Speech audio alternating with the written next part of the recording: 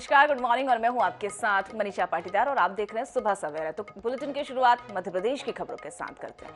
तो मध्य प्रदेश और छत्तीसगढ़ में जोरदार बारिश हो रही है। 2 दिनों से हो रही लगातार बारिश से जनजीवन को प्रभावित हो रहा है और वहीं दोनों ही प्रदेश में कई इलाके जो है जल भराव की स्थिति पैदा हो रही है। लोग परेशान हो रहे हैं। मध्य प्रदेश में मौसम विभाग ने अगले 24 घंटे के लिए अलर्ट जारी कर दिया है। रीवा, पन्ना समेत 12 जिलों में भारी बारिश की चेतावनी दी गई है। राजधानी भोपाल, जबलपुर, बैतूल, मंडला और वहां पर सटे गांव जो है वहां पर रुक रुक कर बारिश हो रही है। बारिश का पानी जो है निचले इलाकों में भर जाने से लोगों को मुसीबत उनकी बढ़ गई है। जबलपुर में शहर की गलियों और सड़कें तालाब में तब्दील हो गई हैं और इसी के अलावा वहां पर हटा और मंडल में भारी बारिश से नदी नाले उफान पर चल रहे हैं और निचले इलाकों में बाढ़ के खतरे को देखते हुए एसडीआरएफ की टीम को भी तैनात कर दिया गया है। और इसी के साथ मंडला में नर्मदा नदी पर बना छोटा पुल जो है वो डूब गया है। और वहीं छत्तीसगढ़ की अगर बात करें तो छत्तीसगढ़ में झमाझम बारिश हो रही है और कई गांवों का संपर्क जो है जिला मुख्यालय से टूट चुका है। कोरिया, सूरजपुर और पेंड्रा जिले में ऑरेंज अलर्ट जारी कर दिया गया है। वहीं बिलासपुर, कोरबा और मुंगेली जिले के लिए येलो अलर्ट जारी किया गया है। रायपुर में बुधवार को लगातार हो रही बारिश से लोग जो है परेशान हो रहे हैं और वहां पर रुक रुक कर बारिश हो रही है और निचले इलाकों में बारिश से जो पानी हुआ है वो जलभराव की स्थिति वहां पर पैदा होने लगी है। तो ये हम आपको तस्वीरें भी आपको दिखा रहे हैं। ये चारों तस्वीरें जो है हम आपको दिखा रहे हैं मध्य प्रदेश छत्तीसगढ़ की। पहली तस्वीर जो है डिंडोरी की है। वहां पर देख सकते हैं कि जो पानी का सैलाब है वो किस तरीके से उमड़ा हुआ है और ब्रिज भी क्रॉस करने की तादाद में वहां पर नजर आ रही है। दूसरी तस्वीर जो है वो मंडला से सामने आ रही है। पर्यटक स्थल इसको कहा जाता है, लेकिन तस्वीरें जो है वो बयां कर रही है बारिश का आलम किस तरीके से। तो ये हम तीनों तस्वीर के मुताबिक हम आपको दिखा रहे हैं। पहली तस्वीर जो है वो बलौदा बाजार से है और वहां पर पानी का आलम जो है वो किस तरीके से फैला हुआ है तस्वीरें बयां कर रही है। दूसरी तस्वीर सूरजपुर से है।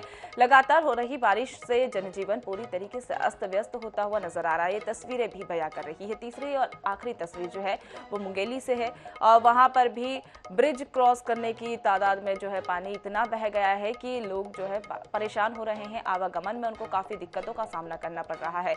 तो ये 3 तस्वीरें थी और इसी के बाद हम जो है ये 4 तस्वीरों के माध्यम से हम आपको दिखा रहे हैं कि सैलाब जो है किस तरीके से उमड़ रहा है।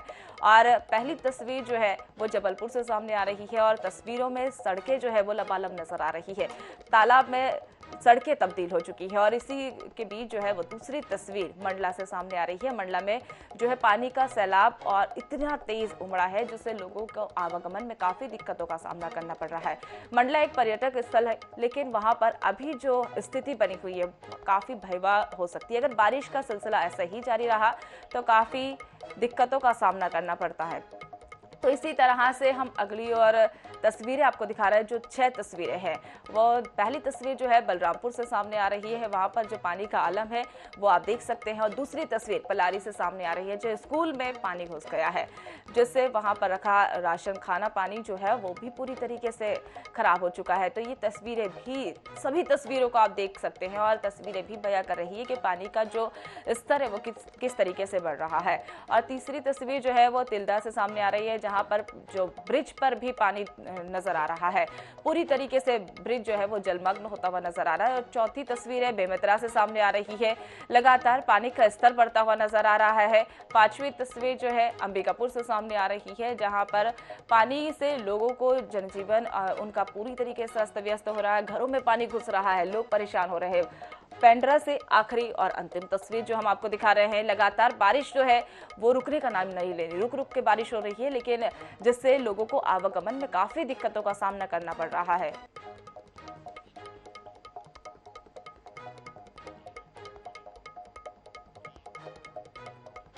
मध्य प्रदेश के दतिया में गुरुवार सुबह से शुरू हुई बारिश तहसील सेवड़ा और इंदरगढ़ के लिए वहां पर आफत बन चुकी है। तेज बारिश ने प्रशासनिक व्यवस्थाओं की पोल खोलकर रख दी है।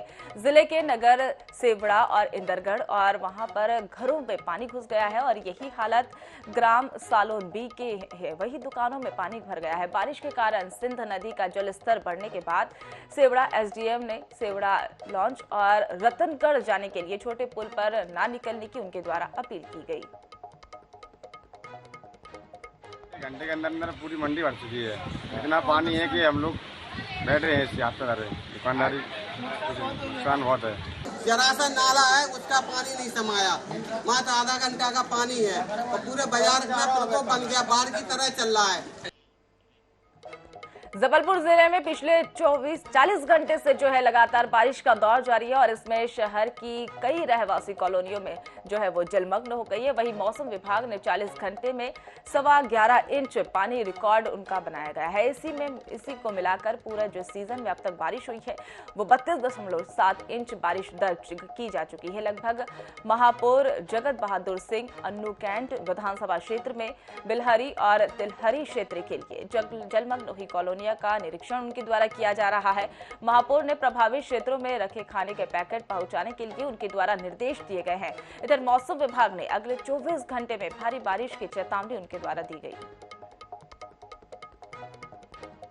ज़्यादा यहाँ पे दिक्कत परेशानी हो रही है, बाकी आगे घर भी सारे डूबे हुए हैं, सबके राशन पानी से लेके सभी चीज़ों में बहुत नुकसान हुआ है।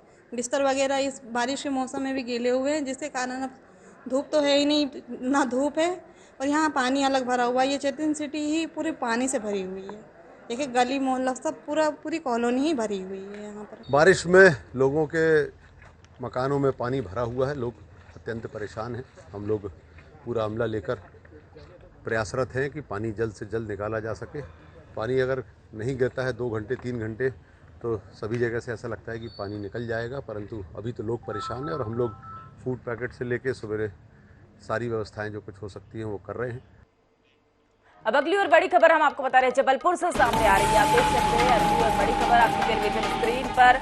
बरगी के कैचमेंट एरिया में बारिश का असर अब देखने को मिला है। बरगी बांध के खोले गए 15 गेट, ये बड़ी और अहम जानकारी हम आपको बता रहे हैं। 15 गेट खोलने से नर्मदा नदी जो है वो उफान पर चल रही थी, इसी के चलते 15 गेट खोले गए हैं। प्रशासन ने नर्मदा तटों से दूरी बनाए रखने की अपील की है।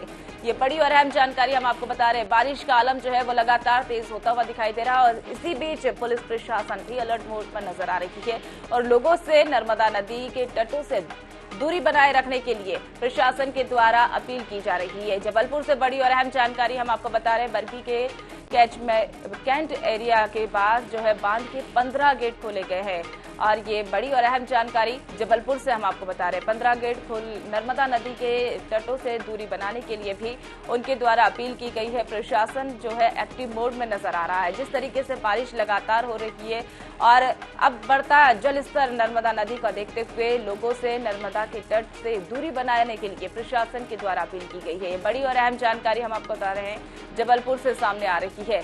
बरगी के कैचमेंट एरिया में बारिश का असर अब देखने को मिल रहा है। बरगी बांध के रात में करीब 8 बजे जो है 15 गेट खोले गए। 15 गेट खोलने से नर्मदा नदी उफान पर चल रही है और इसी उफान के चलते लोगों से प्रशासन के द्वारा अपील की गई है कि नर्मदा नदी के तट से दूरी बनाए रखे। ये सतर्कता बहुत जरूरी है। जबलपुर से ये बड़ी और अहम जानकारी सामने आ रही है। हम आपको बता रहे हैं कि 15 गेट जो है नर्मदा नदी के खोले गए, नर्मदा नदी के उफान के चलते 15 गेट खोले गए हैं। तो ये बड़ी और अहम जानकारी हम आपको बता रहे हैं।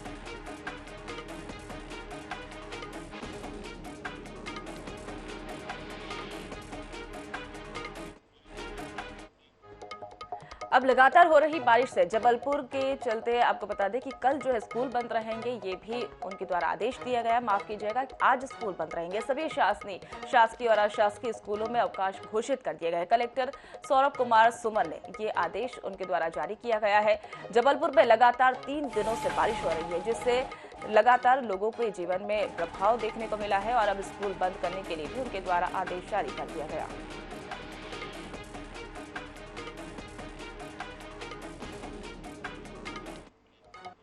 क्या ज्योतिरादित्य सिंधिया अब ग्वालियर में अपने लिए चुनावी जमीन तलाश रहे हैं? लगातार ग्वालियर में बढ़ रही उनकी सक्रियता यही बयां करती है। तो क्या गुना शिवपुरी में उनका मनमोह भर गया है और क्या है सिंधिया की आगे की सियासी प्लान? देखिए हमारी खास रिपोर्ट में।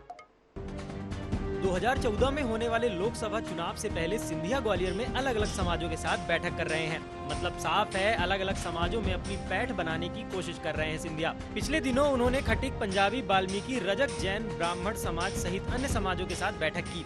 इसके साथ ही सिंधिया ग्वालियर में हो रहे विकास कार्यों का भी लगातार निरीक्षण करते रहते हैं। गुना शिवपुरी संसदीय क्षेत्र माना जाता है सिंधिया राजघराने का गढ़। उपचुनाव सहित 20 चुनाव में सिंधिया राजघराने को 14 बार मिली जीत। ज्योतिरादित्य सिंधिया की दीदी विजया राजे सिंधिया 6 बार जीती। पिता माधवराव सिंधिया ने 4 बार लहराया जीत का परचम। ज्योतिरादित्य सिंधिया को भी 4 बार चुनाव में मिली जीत। 2019 के चुनाव में सिंधिया केपी यादव से हार गए थे चुनाव। अब महाराज का गुना शिवपुरी संसदीय क्षेत्र से मोह भंग होता हुआ नजर आ रहा है। कांग्रेस इसकी अपने तरीके से व्याख्या कर रही है, तो बीजेपी मोह भंग की बात को कोरी कल्पना बता रही है। सिंधिया जी के मन में एक बहुत बड़ा डर घर कर गया है और इसलिए शायद हो सकता वो, मैं तो खैर गुना क्या ग्वालियर से अब वो कहीं से चुनाव नहीं लड़ पाएंगे, क्योंकि राज्यसभा की के माध्यम से वो सदन पहुंच चुके हैं। तो मुझे लगता है सिंधिया जी अपनी पूरी ज़मीन खो चुके हैं। क्योंकि ग्वालियर की भी बात करें तो 57 साल बाद कांग्रेस पार्टी ने जीत का परचम लहराया नगर निगम में, और इसके अलावा विधानसभा उपचुनाव में देखें तो कांग्रेस पार्टी ने जीत दर्ज की है। ग्वालियर चूँकि संभागीय राजधानी कहलाती है, किसी संभाग के अगर कोई केंद्र होता है तो वो संभाग होता है, तो संभाग में चूँकि उनका निवास भी ग्वालियर में, तो अगर कहीं ट्रेन से या हवाई जहाज से कहीं भी कोई सुविधा है वो ग्वालियर की है। और एविएशन मिनिस्टर भी हैं, एयरपोर्ट का भी काम चल रहा है। उस क्षेत्र में जब जाते हैं तो ग्वालियर से वो कनेक्शन तय करते हैं, गुना जाना, शिवपुरी जाना, कहाँ से जाना, तो तीनों जगह के अलग अलग रास्ते होते हैं और ग्वालियर में उनका घर है। एक वक्त था जब ग्वालियर में सिंधिया परिवार को जयभान सिंह पवैया से खतरा था, लेकिन अब सिंधिया भाजपा में है। वहीं शायद सिंधिया को ये लग रहा है कि ग्वालियर में कांग्रेस के पास कोई बड़ा चेहरा नहीं है। लेकिन अब सवाल ये है कि गुना शिवपुरी से हार का स्वाद चख चुके सिंधिया को ग्वालियर कितना रास आएगा। भोपाल से मनीष त्रिपाठी की रिपोर्ट। तो खबरों का सिलसिला यूं ही जारी रहेगा, लेकिन रुक रहे छोटे से ब्रेक के बाद फौरन हाजिर होगा।